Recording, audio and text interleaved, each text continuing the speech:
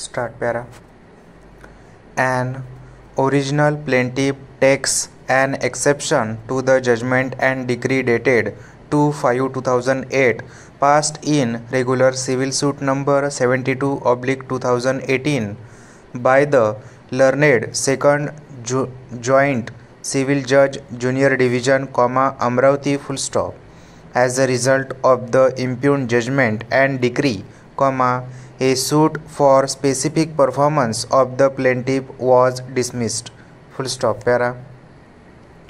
Subject matter of agreement to sell dated 11/4/2001 between the plaintiff and the defendants in agricultural lands, field survey numbers 30 and 32, at measuring 3 hectare 27 r in aggregate. The lands are situated within the limits of Gram Panchayat Mardi, Taluka Tiusa, District Amravati. As per the agreement to sale dated 11/4/2001, the plaintiff agreed to purchase the suit field at rupees 98,500 per acres, that is total consideration of rupees 7,61,514. The plaintiff states to have paid rupees 2,25,000 at the time of execution of Isar Chitti, duly signed and acknowledged by the defendants. As per the agreement, registered sale deed was to be executed on or before 31/3/2001 before sub-registrar, Tiusa. The plaintiff states that it was agreed that the documents of title will be shared, no dues of encumbrances shall be obtained, and measurements of the lands shall be carried out. The plaintiff states to have paid rupees 75,000 cash on 21/4/2001 to defendant number 1, and defendant number 1 executed Taba Pauti in his favor. As per the said Taba Pauti, it was decided that plaintiff shall be treated to be in possession after 31/3/2002. The plaintiff states that on 24/8/2001 he paid rupees 25,000 to defendant number 1, and the transaction was reduced into writing on a stamp paper. The plaintiff states to have issued notices to the defendants on 5/12/2003 for their failure to comply with the terms of agreement to sell and for avoiding to execute the sale deed. The defendants stated to have replied the said letter vide their reply dated 22/12/2003.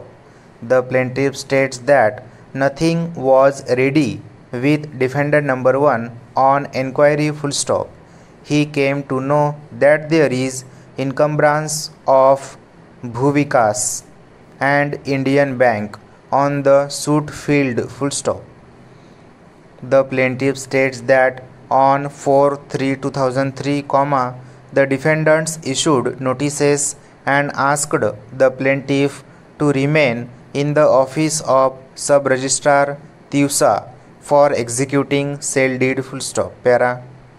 The plaintiff states that in the very notice, the defendants asked the plaintiff to remain present in the office of sub-registrar Chandur Railway. The plaintiff states that on 23/3/2004, the defendants issued notice to the plaintiff and declared the agreement to sell as null and void and cancelled the same. The plaintiff published a notice in the newspaper and informed about the agreement between the plaintiff and the defendants. The plaintiff states to have responded to the notice of defendant on 10/4/2004 full stop. The plaintiff states that on 27/4/2004, the defendants executed extension of time duration agreement full stop. The plaintiff states to have paid rupees 1 lakh while executing this extension agreement by check bearing number 172451 full stop, drawn on Akola Janta Commercial Cooperative Bank Limited branch at Amravati full stop. Thus, the plaintiff states to have paid amount of rupees 4,25,000 in total full stop. The plaintiff states that defendant number 2 and 3 were in dire need of funds and therefore, he paid rupees 50,000 in cash and rupees 50,000 by check bearing number 279634 drawn on Central Bank of India on 24/5/2005. Stop.